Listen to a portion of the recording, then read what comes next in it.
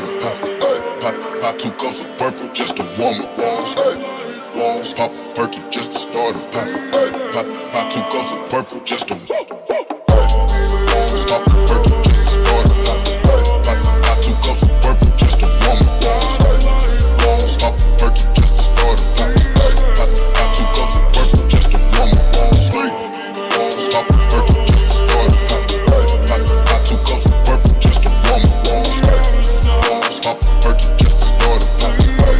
Pop 2 cups of purple just to warm up. Right, hello everyone.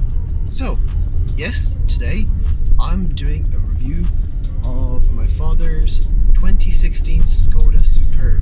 This is going to be somewhat of a long-term review, mostly because we've had this car for a while. So, I think I'll be able to give a decently in-depth review of, things we had gone wrong with it, which was literally nothing. And my father did 40 or 50,000 kilometers with it in like 4 months before lockdown happened. He used it for long range, and this is really what this car is built for. I mean, the gear ratios are built for that. The clutch is quite heavy, so in a city this would be very, very uncomfortable to drive. This is a manual, so that's why. The automatic, I don't really like the DSG gearboxes. I've never will, I don't think. They're not as... They're all right, but they're not my favorite. Manuals are much more stronger. But before we continue, make sure to check out my Discord server. It's down in the description, and it's just an absolutely amazing Discord server. I mean, I'm just saying, just check it out. It's literally down in the description. Yeah. So let's continue with the video. So yeah, I guess let's start with my first impressions when I first drove it. I was very surprised how the suspension makes this car float, and not, the suspension doesn't follow the road, so if you hit a bump, it doesn't go like this, it goes like this. And I found it very, very weird. I really did find it very, very weird and very odd, but it was quite funny for me at the start. And for how soft the suspension is, because this is built for comfort out of anything, it is not, it doesn't sway along the road. It's very stable, and it's not like the first gen Leaf where if you wanted to corner it would just decide to, like, okay, I'm gonna fall over now. Yeah, that was very annoying. This, it does have a bit of a body roll, but that's to be expected with the soft suspension. And I'm not gonna, it's built for cruising. It really is built for cruising, and you can easily cruise at 150 to 160 kilometers an hour in Germany, because it's basically Volkswagen Group car. So if you were living in Germany, this would be amazing. This would be so nice. The seats are extremely comfortable. There's so many adjustments to the seats, which I'll get into. The interior is very, very nice. But let's get back to the topic. How does it drive? So it has soft suspension. The car floats, basically. It doesn't, follow the road. It floats. It doesn't go over a bump like this. It goes over a bump like this. It's very, very odd, and it reminds me of because it still goes from side to side, obviously, but it reminds me of the experiment. Was it Lexus that was experimenting with suspension from Bose, where it would basically follow the road and the car just didn't, lean or sway in any way. That's kind of what it reminded me of. It's definitely not that, but it's very, very comfortable, and even on like bumpy roads, you barely feel it. And it's really, really nice and relaxing. Even on a nice country road, it's definitely not built for something. It's definitely not built for you to drive it in a sporty fashion. It's built for you to, take it down a notch, relax, and to be able to cruise for 10 hours straight for only having to refuel maybe once, or not at all even, because this car gets extremely good gas mileage. This one is the 2-liter diesel, 2-liter TDI version. The 1.6s are horrible.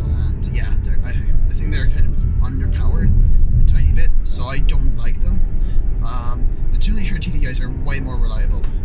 They are very, very nice. They're very torquey. So it feels odd because it has a tiny bit of turbo lag, but then it pulls really fast. And it feels faster than the Leaf, but it's actually not. There's a bit of a difference between the 0 to 100 times between this and the Leaf. This is slower, but you know, if you really wanted to, you can get this tuned for around 180 to 190. That's where the turbo kind of maxes out. I've asked Darkside Developments in the UK. I asked them, what the car could do, or what would I have to do to, I basically said I want to get this car up to between 200 to 250 brake horsepower. I'm planning on basically getting a custom exhaust and a cold air intake, and they basically said it's not worth it. It basically makes no difference whatsoever. The max you're gonna get out of this car with the stock turbo is about 190-ish. So in that case, and you can get a decent tune for, well, it depends, but around 350 euros to like 600-700 euros. It depends on what you get done and depends on how far you basically push the car. But it can do 180 to 190 brake horsepower. And remember, this is a diesel, so it will have astronomical torque. So let's look at the gas mileage that this gets, or sorry, fuel mileage, because it doesn't get gas, it has diesel. So it basically, you can easily get under 2 liters. If you go very, very conservatively, you can, and it is possible to get under 2 liters for fuel consumption. But on average, if you wanted to go to the speed limit, like let's say 100 to 120, you would be getting around 3 to 4.5 maybe. But that's really good. That's literally half what my car does. And I've calculated this. You could do around 1,200 to 1,400 with 1 tank of diesel in this car. And this car is a 70-litre tank, I think.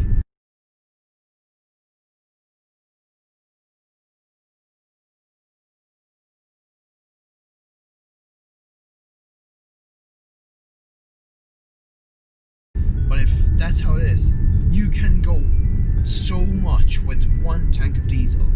It's actually unbelievable. So that was the biggest reason my father bought this. Now let's talk about comfort, because this car is really built for comfort and it's extremely comfortable. The seats, you can put them up and down, obviously. You can change the lumbar support, it obviously goes back and forth. You cannot have, there's some Mercedes or Volkswagens nowadays have this thing where you can pull out a bit extra of the seat to support, like let's say if you have longer legs, it will just support it a bit more. You can kind of extend the seat. This car doesn't have that, but honestly I don't care. It's really comfortable.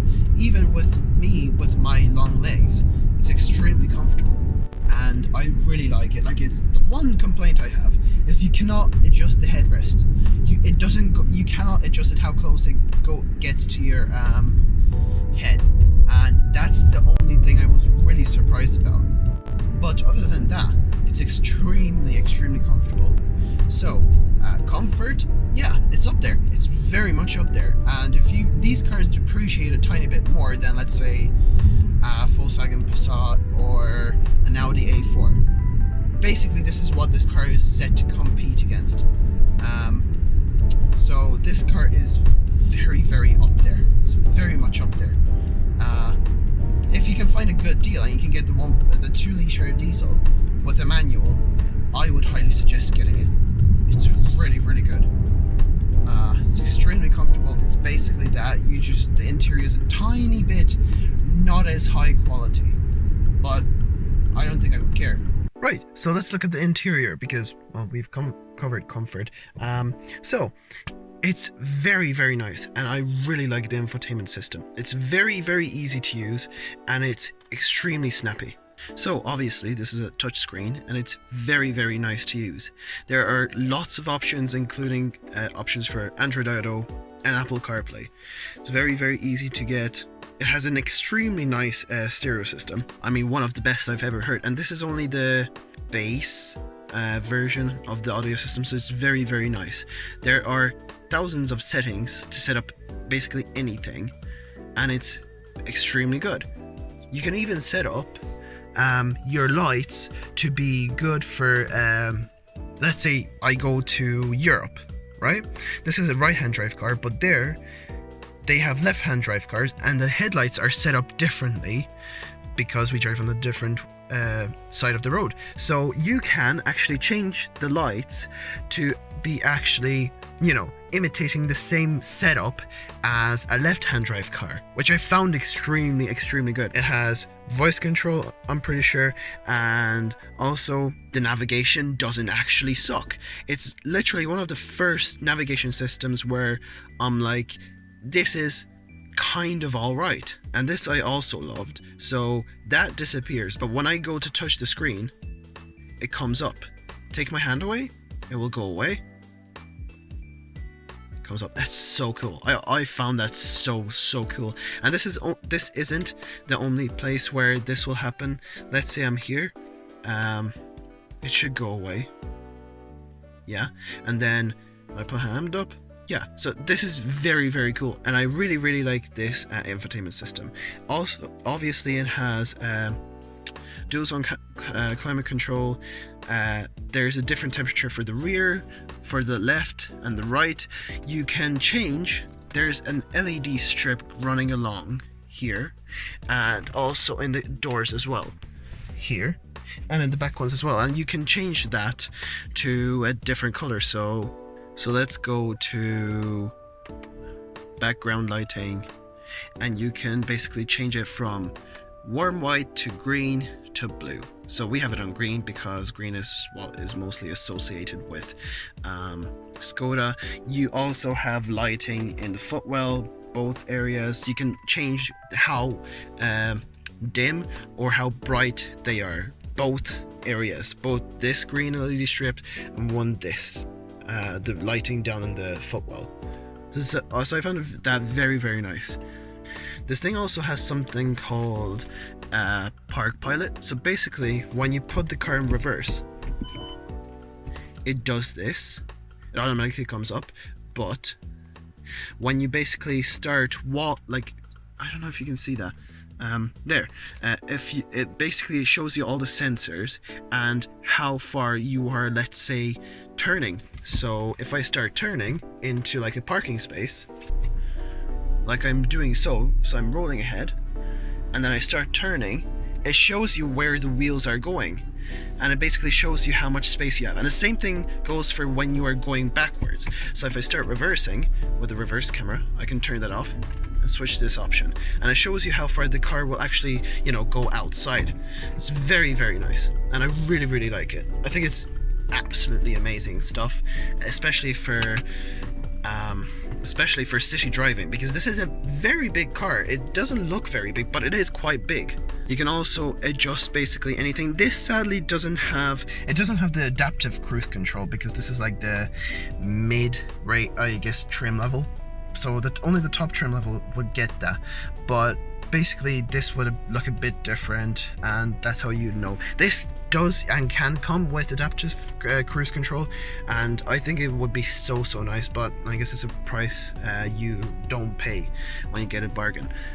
You can do basically anything. Here are the lights, and you can basically look left hand traffic, and then you can change to right hand traffic.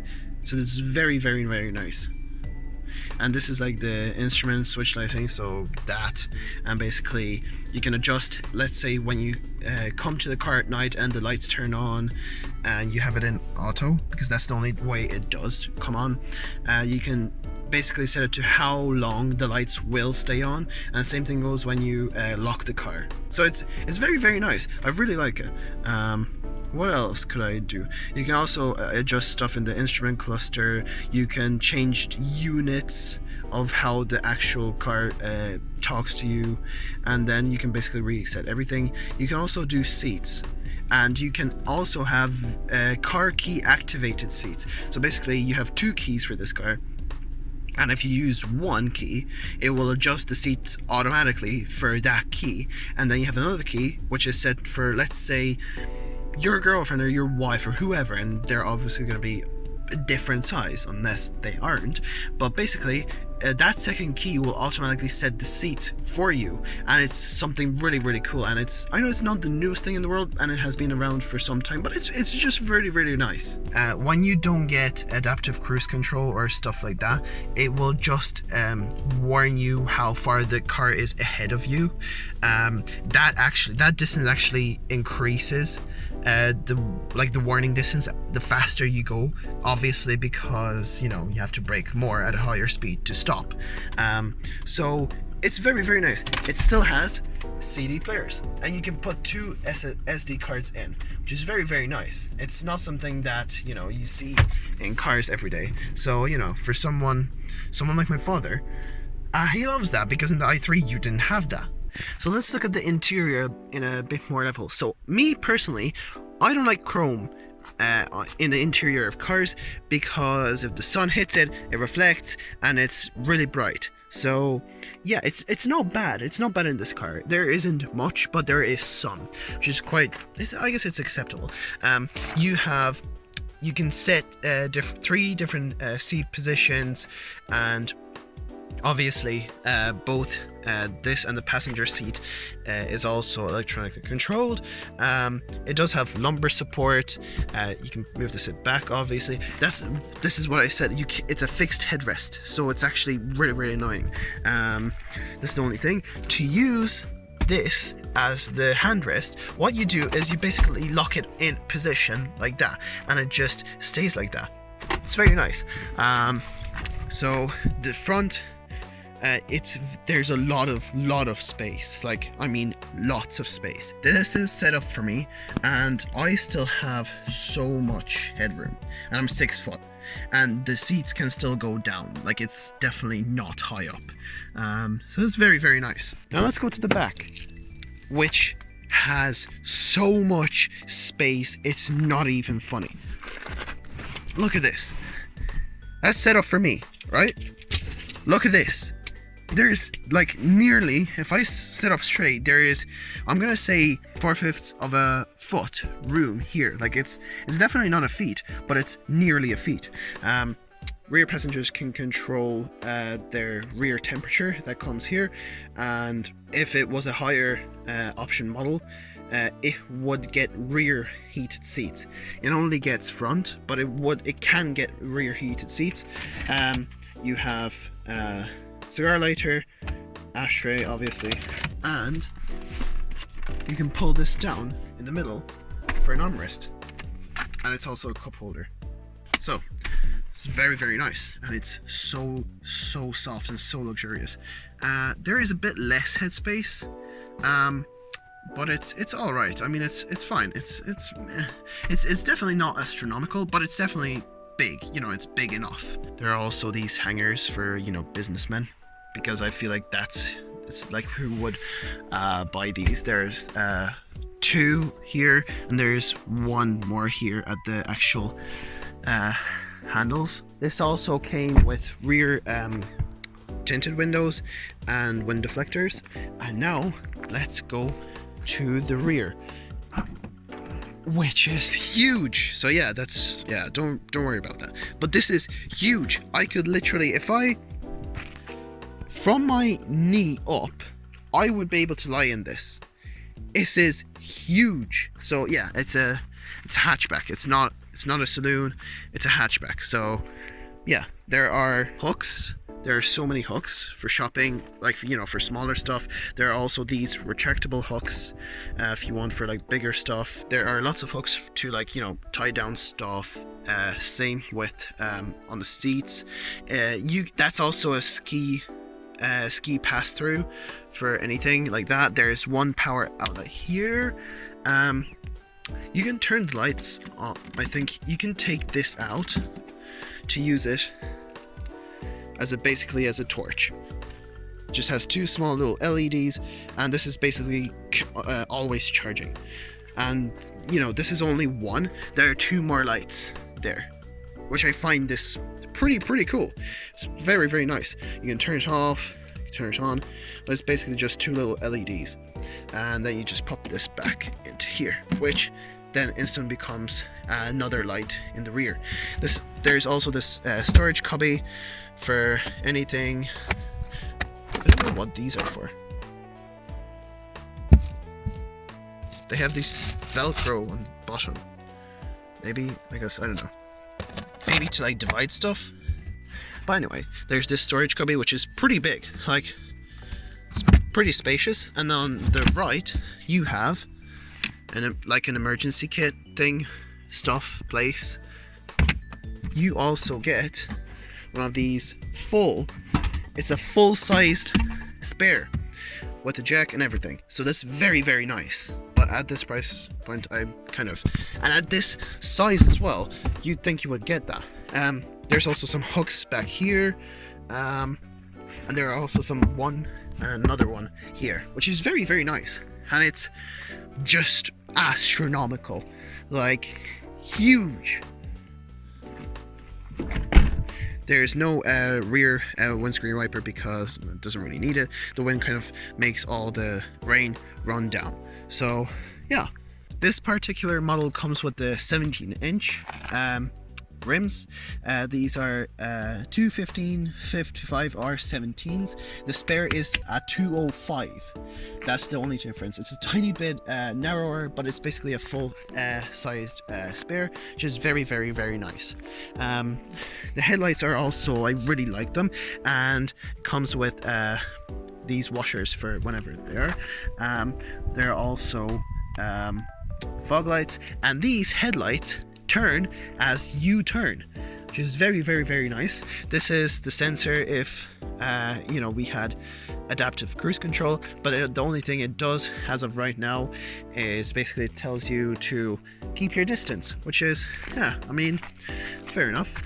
Obviously parking sensors all around with a rear backup camera, and the mirrors fold in, and it also has the indicators on the side. They are also heated, so yeah, don't crash them. Also, the rears are LEDs. They look very, very nice. I think you get 2 reverse lights on this, which is very, very nice. The backup camera is right over here. It's in a decent place. It doesn't get dirty, which is, can you see it? Right, just take my word for it that it's there. It's in a good place because it doesn't get dirty. That's something we had with every car that had a backup camera, is it always got dirty and it was basically useless. And it's decent quality as well. You know, it's definitely not, full HD, but I think it's around 480p to 720p. I'm not sure. The transmission is an absolute joy. It's an absolute joy to drive this car. Nice short throws. It doesn't wobble. It's extremely precise, which is something I love about my Seat Alta XL. And any good transmission would be very firm, precise, not too hard. Like, it's quite light. The only thing that it takes a bit more effort than you'd think is moving it from one side or to the left, but actually moving it into gear, it's extremely easy, and it's very, very, very nice. One thing I think I might have a complaint about is the clutch is really heavy. It's quite heavy. Like, it takes, like, you would get really, really tired if you drove this in the city, and this is why I don't recommend driving this car in the city. Also, it's a diesel, and diesels are not very good at short range. Buttons are basically handbrake. This basically basically when you want to be held, this will come on when you drive. There'll be a little green it's basically, it would look exactly the same as the handbrake signal, but it would be green, and that means that the car is being held by this feature. I forgot what the name was, but basically you can activate it with the brake pedal at the top bit where, you know, you just about stop. If you don't want it to activate, you don't press it down very much, or when you come to stop, you just, you know, just about, you know, very gently come to a stop. If you do want to activate it and it doesn't activate, you just basically, you know, let's say you come to a stop and you do this, and then you come up, stop gently, and then you just basically let it off. And it doesn't hold you. But if you come to a stop, you know, gently and whatnot, and you want it to, you know, activate, you just basically press it down, and then you can take your foot off the brake. It's very, very, very nice. Also, it holds you as strong as you pushed in the brake. So let's say if you're on a hill and you want to do a hill start, you press it in quite hard, you press in the clutch, and then when you start letting the clutch out, the car will automatically actually raise the idle speed to about 1200 RPM, and it will actually take a while for it to let go, because it will basically wait for you to be able to put your leg from the brake onto the actual gas pedal, which is very, very, very nice. It has automatic lights, same with the windscreen wipers, they're automatic as well, and it's just an all-round very, very, very nice car. I really like it. My verdict is it's very nice. If you can, these cars usually depreciate a lot more than, let's say, a VW or an Audi. So these cars you can easily find for, well, let's say this one we bought for, I think, 18,000, and it had 71,000 kilometers, and it was a 3-year-old car. So basically, yeah, this car, I think, when it was new, it would have costed us around 40 to 45,000 euros. I mean, it's not cheaper when you buy it new, but when it depreciates and you make sure that it was, you know, taken care of. It wasn't a leased car, it wasn't a company car, because those cars are usually bed up, they rev their asses off, and it's just usually not very well taken care of. Then in that case, it would be a great car. Great for families, great for, you know, just traveling on your own. It's very big, spacious, and it's extremely safe. You are definitely protected with lots and like, the car is big. It's very, very big, and it can easily, you know, it can cruise all day. It's just basically what this car is made to do. It's set for cruising on the motorway 24/7. I mean, it's very nice, and these engines will very, very easily go 300,000 to 500,000 kilometers if you take good care of them. These 2.0 TDIs are basically the refined versions of the 1.9 TDIs, and I mean, and these are absolute tanks of engines. They just don't break. The only thing you will probably have problems with is the electronics. Those will probably give in, and you will probably have some, let's say, the window switch broke, or the window doesn't go up, or something like that. It's gonna be something small, but it's never gonna be something big and mechanical. If you take care of this car very well and you do the servicing properly, it's gonna take care of you, like, no doubt. So yeah, so would I buy one? If I had the money, yeah. You can find very, very decent examples, and even like this is a Mark III one, so even a Mark II, you can easily find a very, very nice. However, well, you can find good examples, but they're gonna have high mileage. These cars are usually kept. They are either bought from new and are kept for years, which is what usually, I'm gonna say, it's what most Mark IIs would be. If you bought one today, they would be either 1 to 2 owners, and they will have at least 200 to 300,000 kilometers in them. And at that point, you can probably find one for about 6,000-ish. I'm not sure. But these Mark IIIs, you can easily find them for, depending on how good, you know, they've been taken care of. A 3 to 4 year old you can buy probably from 15,000 to about 20-ish thousand. And those would be probably the 2-litre TDIs with a manual. Make sure to get a manual because it's so nice. Like, it's actually so nice. I'm not a fan of DSGs, but if you do your research and, you know, there isn't many problems with them or have been reported, maybe go for it. I wouldn't. I personally wouldn't. I really like manual cars, and this manual car will always do a bit better when it comes to gas mileage, just because there's, you know, no slippage, because I'm pretty sure they would be CVTs. So yeah, thank you all for watching. If you like this video, click the like button. If you didn't, press the dislike and tell me why in the comments. Give me some ideas I can do. Make sure to check out my Discord in the description. It's just a great place to, you know, hang out, talk to people, give me ideas or requests, or if you have any questions, you know, someone might know it. You know, you have nothing to lose. I mean, it's a pretty sick server. I'm just saying. So, thank you all for watching, and I'll see you at the next one. Models popping bottles.